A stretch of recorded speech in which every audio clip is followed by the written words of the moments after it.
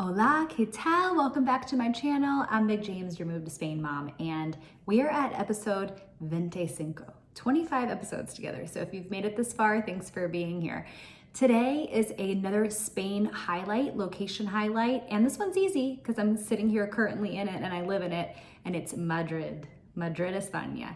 So our family is not huge city people. Like, we would not say, oh, we love living in a big city. We would love living in New York City. Now, I am from the suburbs of Philadelphia, so I'm used to cities, but my husband especially, and typically our kids, when we travel, are not into cities. We'd rather be in the mountains or the beach. We own a farm in the US. But Madrid is a slow burn. There's a lot of really cool things to do here. It's very family oriented, very safe, very friendly, very authentically Spanish. So let's jump into Spain highlight number 2. I've done Tenerife, and now we're going to talk about Madrid.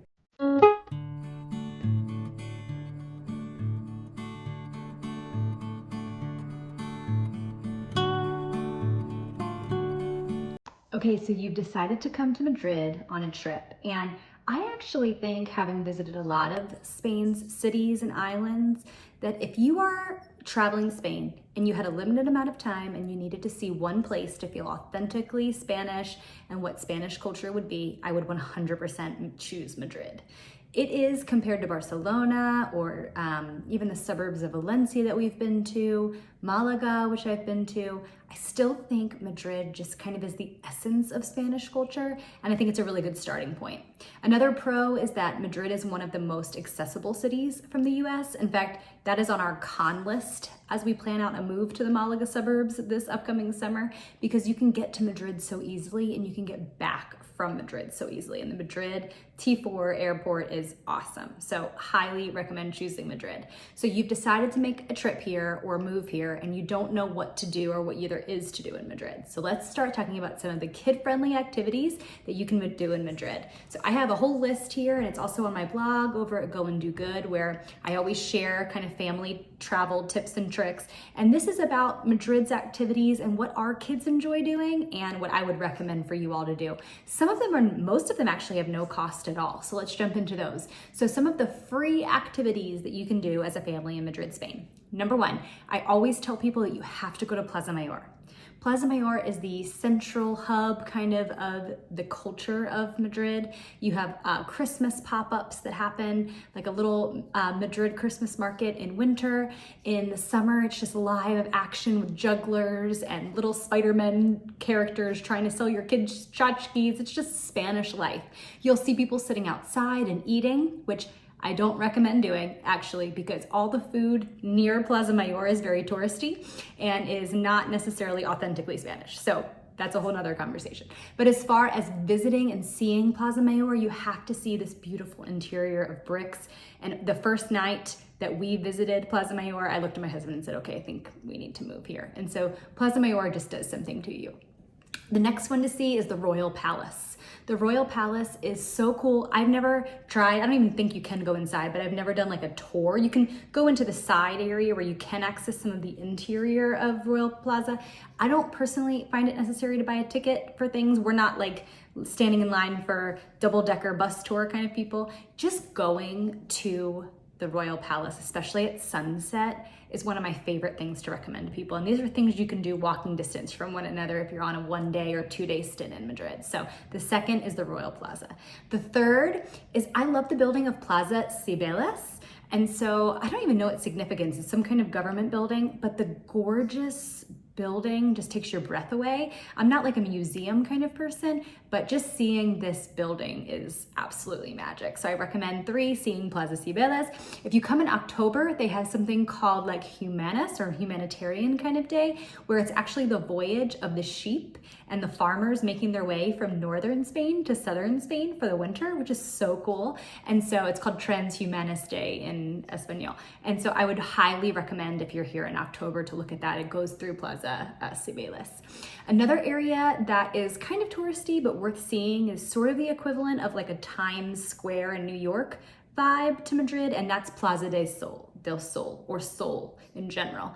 That area has all the shops, and it's where you'll see all the people. In fact, I'll show you this picture of the crowds that gather at Sol. And so if you are claustrophobic, especially in high season, may not be a place to visit, but it's definitely worth seeing. And really the last one that I absolutely recommend everybody visit is Retiro Park. So our boys love to take a football on a spring day. Now we can bring our dog, put a blanket out. There's some good vending machine stands that pop up, or they sell ice cream or waters or cervezas, and you can just sit in the park and enjoy the green scenery. And especially in the spring, you have to go to Retiro Park. Now, we are a sport family, so one of the best things to do in Spain is to go to the Real Madrid game. Now, I was disappointed about this when we first moved to Madrid and didn't quite realize how hard it is and how expensive it is to actually get tickets to go to a game. So let me just be very direct with you. The only way that we have been able to buy tickets is through a friend who worked for La Liga or the Commission or whatever, had connections to get us good tickets. I do know people who have visited Madrid who have no connections, who did buy on some kind of online dealer, and the tickets were fine. So some kind of Spain's version of like a StubHub, like StubHub.es. They bought these expensive tickets and they ended up being legitimate tickets.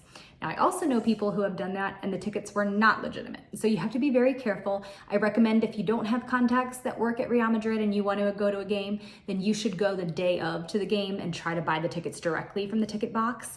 But no, it's so expensive. Honestly, it's like a bucket list experience for our family. We probably spent over $1,000 for the four of us to actually go to a game, a Real Madrid game. So if that is not in the cards for your family, but you're still a big football family, you have two options of things you can do. One, you can do the Bernabeu Stadium tour, which is awesome too. We usually don't pay for access to stadiums, but my nephew came for his high school graduation gift this past summer, and we did take him on the stadium tour at Bernabeu, and it was worth it. It was one of those interactive museums where you can stand next to each of the players and measure your height and learn about the history of Real Madrid, and they had videos playing, and it took us a couple of hours to get through it. So that is one that I do think is worth buying a ticket, especially if you're not going to be able to experience a live game.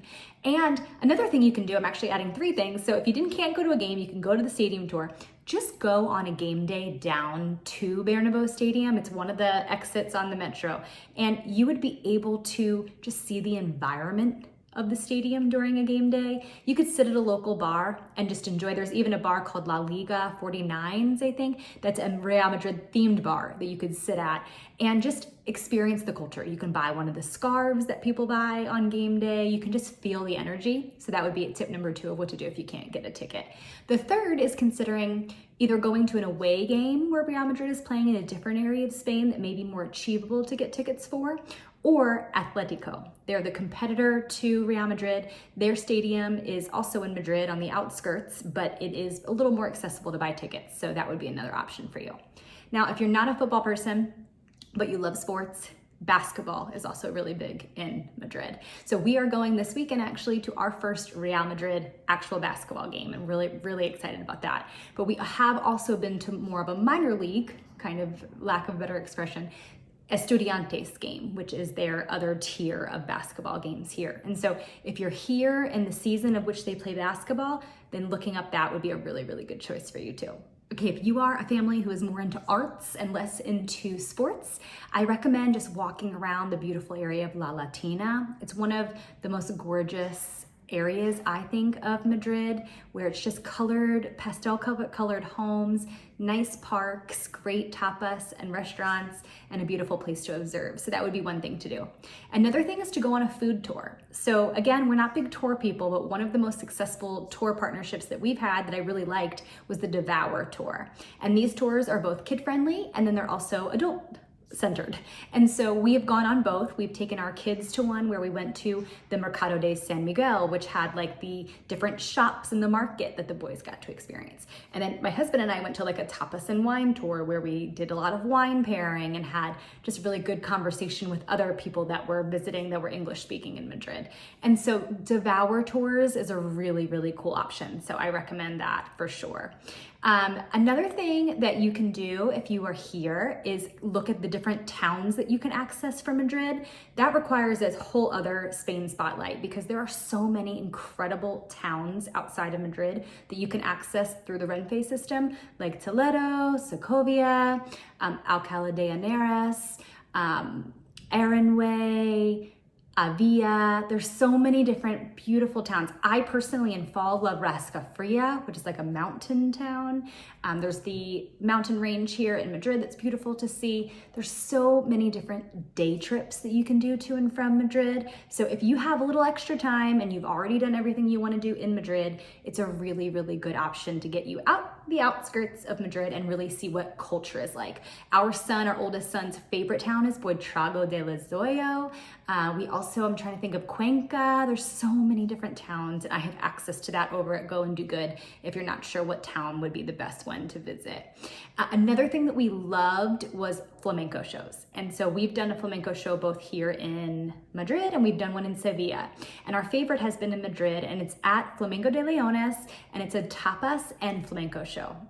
I actually loved it so much that I've asked them and reached out to them to see if they would host my 40th birthday, which is happening next month, to bring some friends alongside. And they just have incredibly delicious tapas. They have an environment that's super electric, and you don't have to be into arts. Like, we're not obviously a dance family, but we were so intrigued by the show. And so highly recommend doing their tapas and flamenco tour. A couple of tips on when to come to Madrid and maybe when not to come to Madrid. So let's start with when not to. You do not want to come to Madrid for the first time, which we did, which is funny. I'm sitting here thinking, wait, I didn't do my own advice. We came for the first time in August after having spent a month in July in Tenerife, which kind of sparked our love for Spain, which has continued onward to Madrid and onward past that.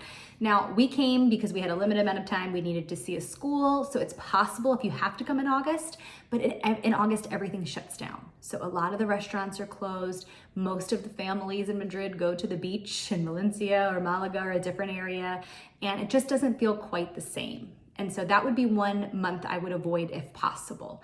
It can be very hot in August here. It's even hotter in some of the other areas of Spain, like Sevilla, that are very landlocked, even more so hot down there in Andalusia. But I would say to focus on avoiding August.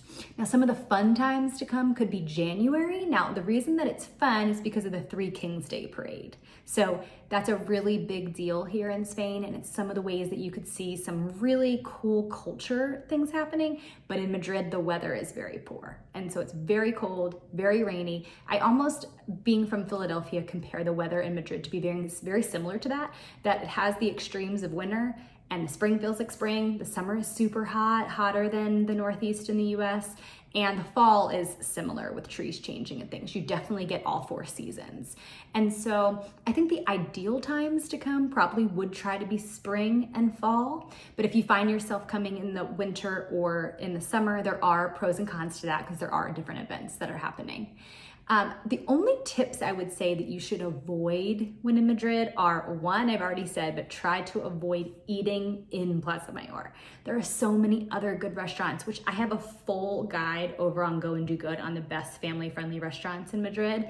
And we have just found that the closer we are to kind of more of the tourist area of Madrid, the more expensive the food is, and just kind of, it feels more forced, like they're speaking English to you, which is so funny because you don't hear that 5 minutes away. So I want you to get a more authentic experience and trying restaurants that are a little bit outside of that Madrid Plaza Mayor bubble. And so again, I like the Castizo Spanish brand that you'll see pop up throughout Madrid and Spain in general. They just have locations that are authentically good Spanish tapas. So that would be a brand that I would look for.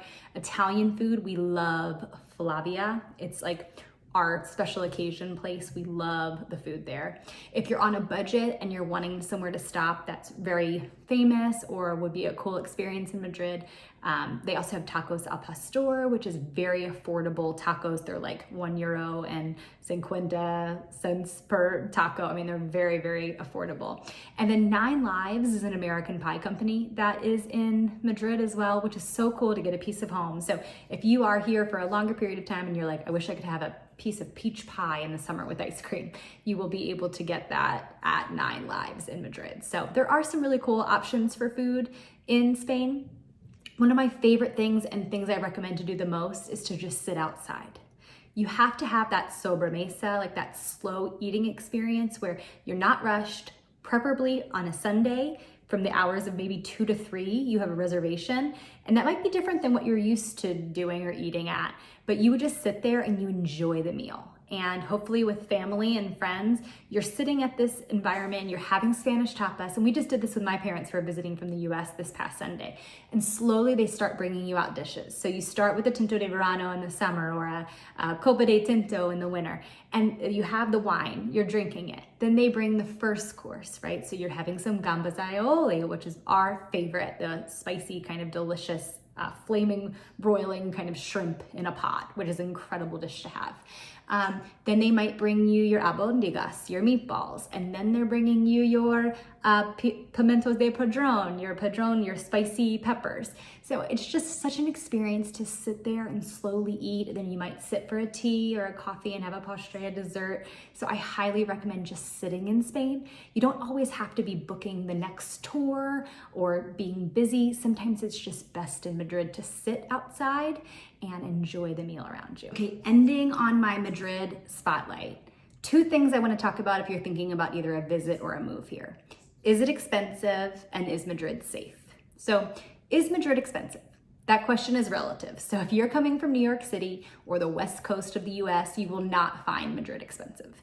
That is both for a hotel stay, for a rental you may stay in, for food, for anything that you buy in Madrid, you're gonna think it's affordable. Now I will say, I think Madrid is very expensive for Spain. So I could go to Granada or I could go to San Sebastian and feel like I am spending way less money in different areas of Spain. We have been to almost all of the islands of Spain, the Balearic Islands and one of the Canary Islands, and it's much less expensive in the islands in this beautiful Mediterranean kind of Spanish vibe. So yeah, I think Madrid is pretty expensive. But again, that's relative to where you're coming from. Now, they don't tip in restaurants here. You can choose to leave some euros or coins or things you may have. That will feel different. So if you have a $200 bill for a family at a restaurant, you may not be leaving tip, or you might be leaving a, €2 or something. And so that piece makes it feel more affordable. But generally speaking, Madrid, I think, is an expensive place to visit. My parents are here at a hotel in Valdebebas, which is where we live in Madrid, and they're probably paying for 8 nights at this nice, brand new kind of Milia brand hotel. They're probably paying close to $2,000 for their stay, so very pricey. Now, I will say, is it safe? I say absolutely. Now, I warn people, obviously, there's no perfect country, there's no perfect city, there's no perfect place. So there's always going to be some kind of crime. There's pickpocketing to be aware of. I wear a backpack, my Sky Smith travel backpack, everywhere around Europe, but I move it to the front if it's just me. And just am aware of my surroundings. I don't go down back alleys in Madrid. I try not to go at night. Now, I have gone, because of Spanish language classes, back and forth from Central Madrid back to Valdebebas, where I live, in a rideshare on my own multiple times and felt totally safe. Having grown up in the suburbs of Philadelphia, I am more used to New York City and Philadelphia, where I would not walk by myself as a woman. But with that respect, I do think Madrid is safe. You just need to know of your surroundings. There are some neighborhoods that you may want to avoid. But generally speaking, I think you and your family will feel very safe in Madrid. Our American family is preparing for a move. We leave on August 1st for Madrid to our next chapter in Spain. And we are moving to a beach culture. We're going to be doing something a little bit different, slowing down our pace even more. But Madrid stole our hearts. I don't know why I didn't expect to get any form of emotion from this. It's a wonderful place to raise kids. It's a beautiful city full of incredibly kind, welcoming people. Even despite language barriers, because our adult Spanish is still very poor, although our kids are better. We still feel very welcome at CrossFit here, restaurants here, with our security guard here, with our neighbors here, at football practices here. It's a really great city. And so if you are traveling to Spain, we could not recommend a visit to Madrid more. And if you're thinking of moving to Spain, Madrid is a great place to start. You're gonna get the best initial Spanish experience, in my opinion, by doing Madrid first. then anything else from that will help gain knowledge in different areas of Spain, which is a pro as well. But if you and your family are looking to move to Spain, I would love to help be your Move to Spain mom and answer any questions you may have. I always have a link here in my bio that has more information about how we can get into contact. So please don't hesitate to reach out. I'm looking forward to the next episode. And for now, hasta luego.